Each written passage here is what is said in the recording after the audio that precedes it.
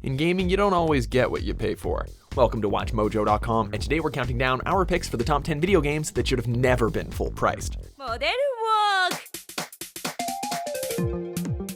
For more gaming videos, check out our new spin-off channel, Mojo Plays, for in-depth reviews, thoughtful video essays, detailed character origins, and insightful commentary. Mojo Plays, games smarter. For this list, we're considering games that just didn't provide a good enough experience and left us wondering why we had to pay so much for so little. Interpol Agent Chun-Li, isn't it? What brings you here? I'm here on a lead that Shadaloo operative Vega is in the area. Number 10, Super Bomberman R. Competitors take part in groups of 3, battling it out in a contest of skill and teamwork. Konami hasn't exactly been the gaming community's best friend in recent years, but they did nail Super Bomberman R. The game's addictive, the visuals are charming, as Bomberman should be, and multiplayer is a blast, pun intended. However, $50 is just a little too high for a game that gets a little bit repetitive after a few hours. For a title that feels kind of arcade-ish, this could have easily sold at $20, maybe $30, but at least they've released some extra content for free. It's nice to see those familiar characters, but still, $50? Bomberman Brothers, let's go! Number 9, Animal Crossing Amiibo Festival.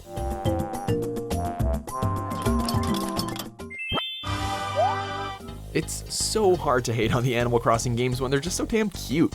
However, Amiibo Festival just screamed cash grab.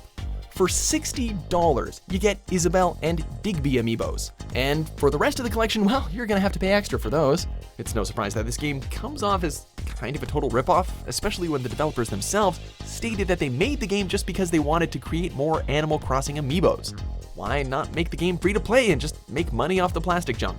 It could have potentially been a big hit had Nintendo gone down that road.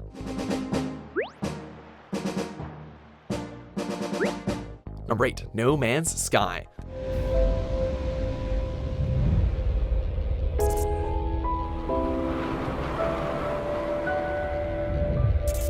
When it comes to advertising your game, it is important that you are accurate in letting people know what is actually in it. And that's something the developers of No Man's Sky didn't exactly nail.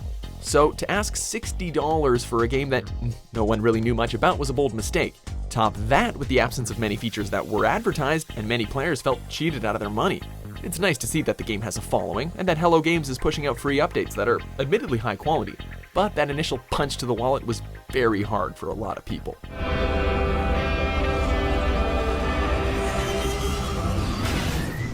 Number 7, Street Fighter V.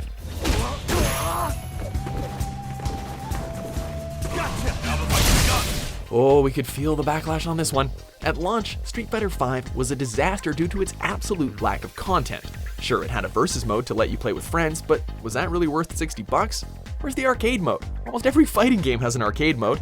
And the story mode? Well, we shouldn't be able to finish every character's story arc in less than 2 hours. Basically, there just wasn't any meat on this game's bones, despite them putting Ryu's big biceps on the cover. Capcom has released more content since, but we're really hoping that they've learned their lesson when Street Fighter VI releases, or maybe the next 20 versions of Street Fighter V, whatever comes first.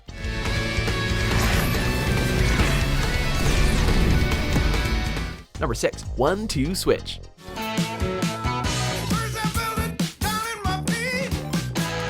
Okay, did anyone else cringe when they saw the trailer for this? Sure, some people might have been convinced that this was the next Wii Sport, but a lot of people can already tell that 1-2 Switch was probably not going to move a lot of units. So, with that in mind, to get people to play it, you'd think they'd package this game with the Switch, right?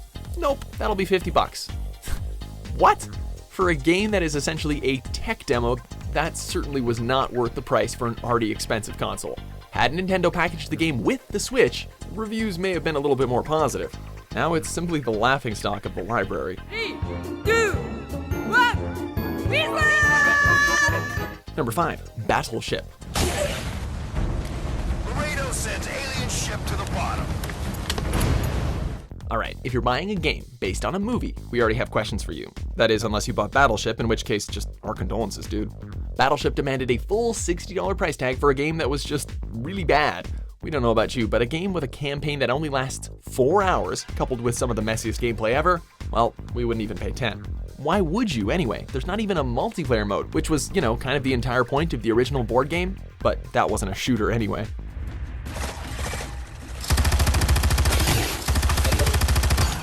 Number 4, ARK Survival Evolved.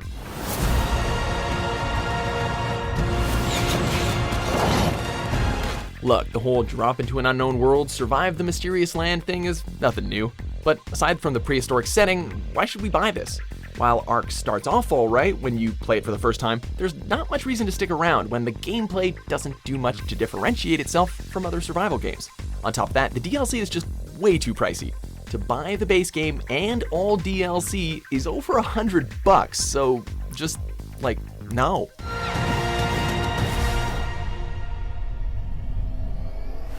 Number 3, Evolve.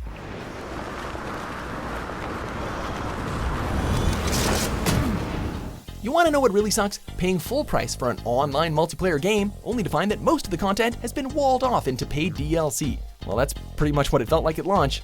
Evolve had such little content that fans quickly left after the game launched. Things got a lot worse when Turtle Rock Studios announced in 2016 that the game was going free to play. That felt like a giant middle finger to those that had paid the full $60.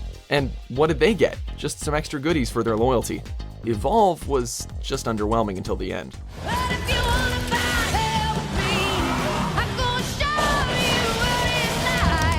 Number 2, The Order 1886. Enjoying a stroll in the park, are we? Nothing quite like a chilly London morning to stimulate the senses. Typically, AAA games give you a ton of content, or at least they used to for $60, with a main campaign lasting about 12 to 20 hours. So The Order simply failed to deliver in every way after so much hype. By forking over your hard-earned cash, you get a game that takes between 6 to 8 hours to beat and very little replay value. The reliance on a cinematic experience isn't remarkable enough to justify the price tag either. It almost comes off as a tech demo. Our advice, if you really want to play it, buy it on sale. But even at the reduced $20 price it's currently sitting at, that's a bit of a stretch.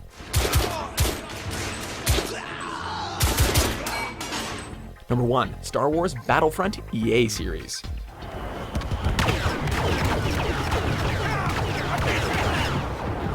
How do you mess up 2 big titles that were supposed to be the shooters of the year? In 2015, the return of Battlefront was welcomed only for it to clumsily fall right on its greedy face. Get this, EA wanted players to pay $60 with an additional $50 for a season pass. The game felt unfinished, lacking in content, and overall just kind of meh.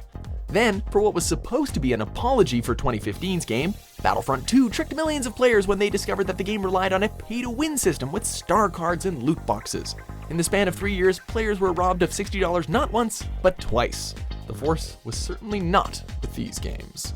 We are amassing the fleet in preparation for our attack on Endor. Join us.